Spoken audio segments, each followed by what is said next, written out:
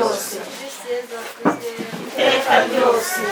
mugire umunsi mwiza wijyanwa mu ijuru rya Yesu, subira mu ijuru rya Yesu mwese murakoze. Yesu amaze kuzuka yabonekeye intumwa ze, aziha amasezerano, azamurwa ikirere, ageze imbere y'Imana y'iminyago. Imirimo wantumye dawe narayikoze, amagambo wantumye ku isi narayavuze, no gucungura mwene muntu ndabishoje. Mwami wacu Yesu yasubiye iwe, natwe twiteguye kuzamusangayo, kwibanira nawe iteka ryose. Imana iramubwira iti wino mwana wanjye, icara iburyo bwanjye, wamanesheje urugamba n'abanzi bawe, nagize akabaho ukandagiraho. Mwami wacu Yesu yasubiye iwe, natwe twiteguye kuzamusangayo, kwibanira nawe iteka ryose.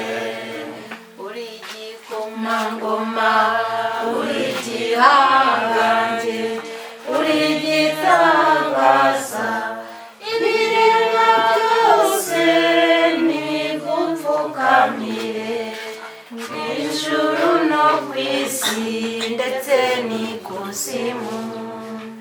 Mwami wacu Yesu yasubiye iwe, natwe twiteguye kuzamusangayo, kwibanira nawe iteka ryose.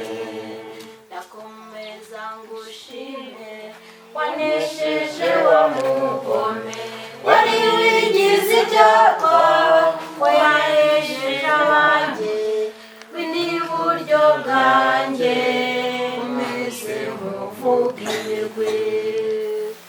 Mwami wacu Yesu yasubiye iwe, natwe twiteguye kuzamusangayo, kwibanira nawe iteka ryose. Twambitse ikamba ry'ubwami, uri umwami w'abami, inkoni y'ubushumba, uri umushumba mwiza, uragizo wagabanye uzemere mu gikumba.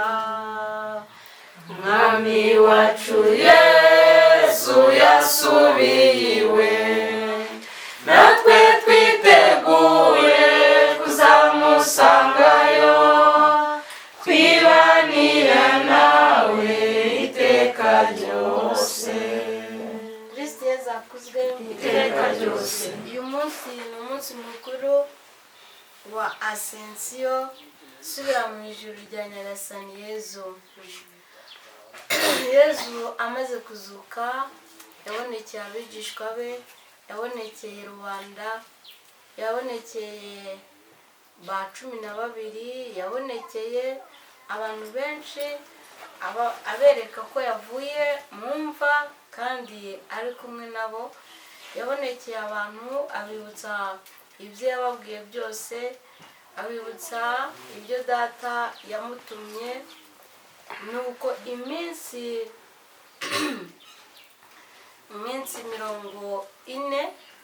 40 ni ukuvuga Yezu rero asubira mu ijuru. Iminsi 40 asubira mu ijuru, kuri uyu munsi wa Asensiyo asubira mu ijuru. Nuko hashize iminsi 10 asubiye mu ijuru, atwoherereza Roho Mutagatifu, ari wo munsi wa Pentekosti dutegereje kwakira ingabire za Roho Mutagatifu. kuba Imana iba yaraziduhaye, ahubwo kuri uwo munsi buri wese aba arimo gusaba kugira ngo Imana izivugurure, kuko ingabire zo ziri mu bantu, ahubwo ikibazo zarasinziriye. None se iminsi Yezu amaranye namwe amaze kuzuka, ni ukuvuga ngo mu buzima bwa buri wese, mu buzima bwawe urumva ugusigiye iki?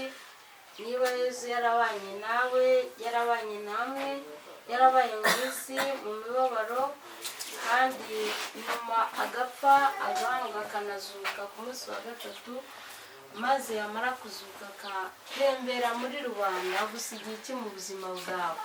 Ngaha turi gutembera mu misozi Imana yaremye, tuyizamuka, tuyitambika, tuyimanuka, tugenda tureba ibyo yaremye bitatse isi, kubera ibi byose Data niwe wabiremye kugira ngo bidushimishe.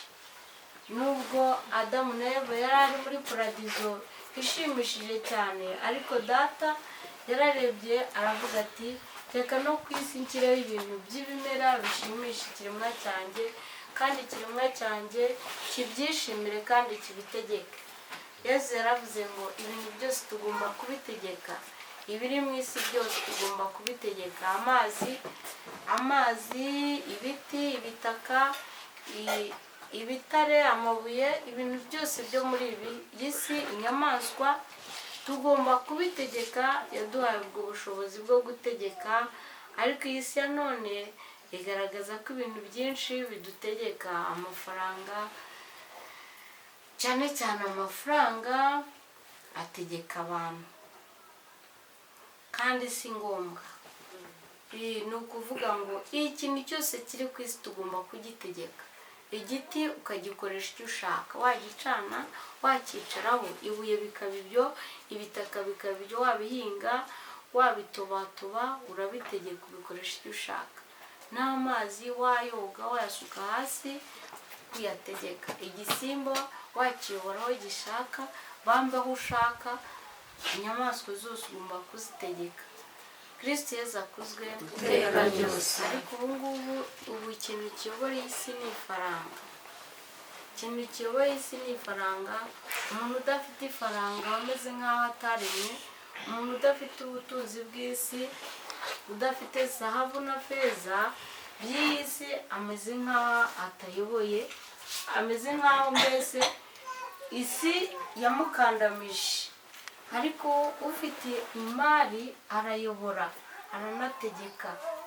Niyo mpamvu rero kuri uyu munsi wa Sensiyo Yezu asubira mu ijuru, ubundi yaravuze ngo ntabwo adusize twenyine, ntadusize nk'imfubyi, yadusigiye urukundo, kandi gukunda mugenzi wacu nk'uko twikunda. Ariko bisobanuye ngo itegeko Yezu yasigiye mwene muntu, ngo mbahaye itegeko rishya, ibyo yabivuze ku wa kane mutagatifu, yoza ibirenge by'intumwa. Ariko iryo tegeko ngo mbahaye itegeko rishya, mukundane nk'uko nabakunze. Kugira ngo abantu bakundana kubera iryo tegeko Yezu yatanze ni bakeya, ahubwo benshi bakundanira ko ukunda umuntu kuko yaguhaye ibintu, kuko ufite ibyo umushakaho, byarangira urukundo rukayoyoka. Nyamara Yezu yaduhaye itegeko ridakuka ryo gukundana nk'uko yadukunze.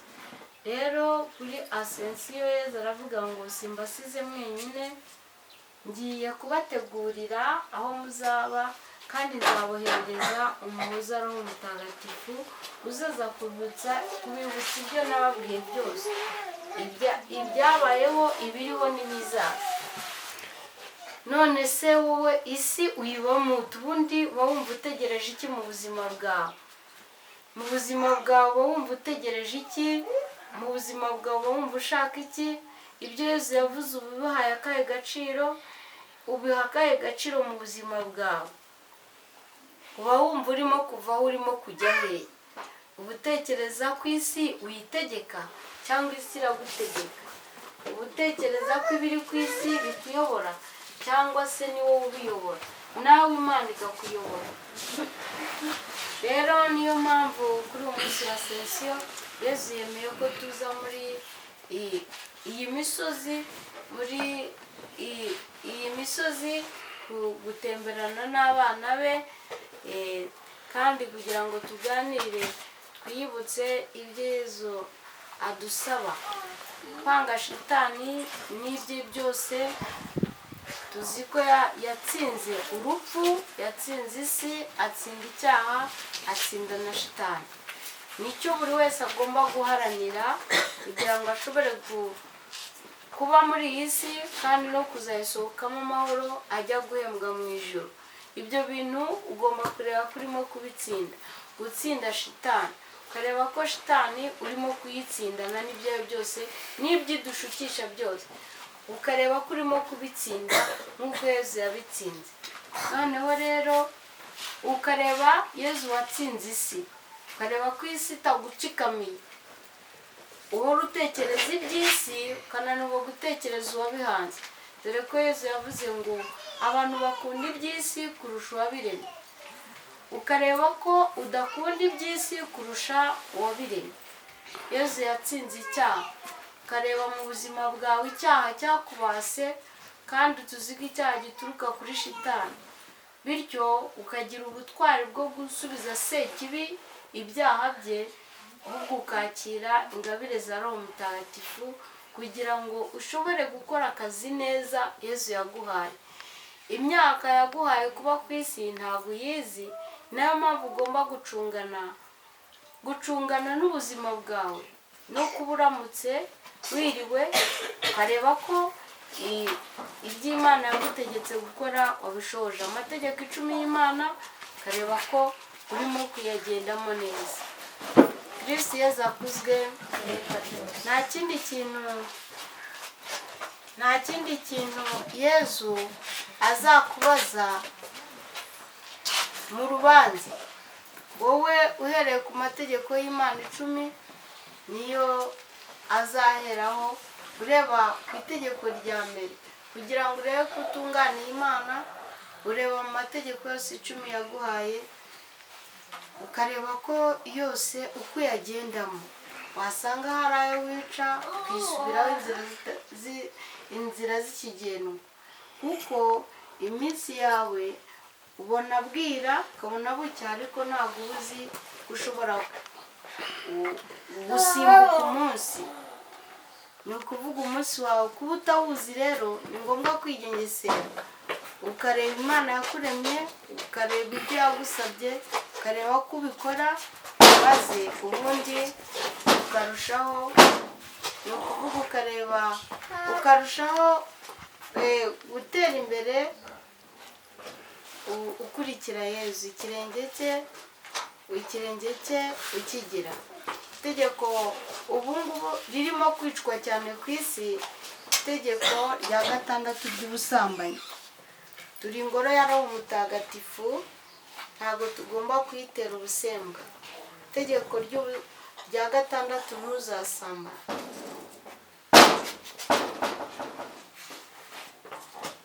Ni ukuvuga ngo abantu bo kuri iyi si bataragwa muri uwo mutego w'icyaha barahirwa, bazakurikira Ntama w'Imana. Igihe azaba atembera mu ijuru bazamukurikira aho azajya hose. Noneho ikindi, ubwicanyi muri iyi si bwabaye ntuzice, itegeko rya 5. Abantu benshi barimo kwica abandi, bamwe barabicisha amasasu, abandi bakabicisha ibitekerezo bibi, abandi uburozi n'ibindi bitandukanye. Rero ntawe Imana yahaye itegeko ryo kwica. Niyo mpamvu umuntu wese wica undi azabibazwa kandi akabibarizwa mu muriro utazima. Niba abantu barahinyuye amategeko y'Imana yabaremye, nibahura nayo bizagorana, bizahita bikatira urubanza. Niba Imana yaraguhaye umubiri, Adamu na Eva, tuzi ko Adamu na Eva bamubwiye ngo bamuhaye Eva ngo bajye baganira nk'uko Imana yaganiraga na Adamu. Ariko tuzi ko icyaha cyabakuye mu ijuru ari ukumvira inzoka, kandi tutagomba kumvira inzoka, tugomba kumvira Imana. Ubwo rero iyo nzoka yatumye ibakoresha icyaha bakirukanwa mu ijuru, abantu bo kuri iyi si bo bazirukanwa ku isi bajya hehe? Mu muriro utazima. Niyo mpamvu Yezu avuga ngo nimwicuze kandi mwihane inzira z'ikigendo. Rero ni ukuvuga ngo kuri Asensiyo ubundi buri wese abatekereza ngo Yezu agiye kunegurira umwanya, kandi icyicaro agiye kunegurira arantegereje. Ese nawe ujya ubitekereza cyangwa ntumenya nuko Yezu yasubiye mu ijuru kandi yagiye gutegura ibyicaro? Icyicaro cyawe wumva kizaba kimeze gute? Ikamba ryawe rizaba rimeze gute? Ese wumva uzicara hehe?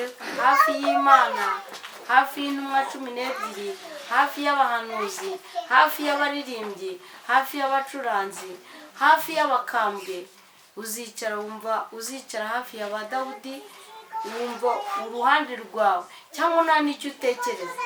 Wumva ari ibyo gusa kuba ku isi? Wumva ari ukurya ukaryama ukishimisha ukumva n'ibyo birahagije? Ugomba no gutekereza ngo ugomba gutekereza ejo hazaza. Nuko utekereza ugatekerereza umwana wawe, ukavuga uti umwana wanjye ndamuteganyiriza kariya karima cyangwa kariya gatungo kugira ngo azabeho ejo atazajya kwiba cyangwa se atazifuza kandi aramubyaye. Ugomba no guteganya ko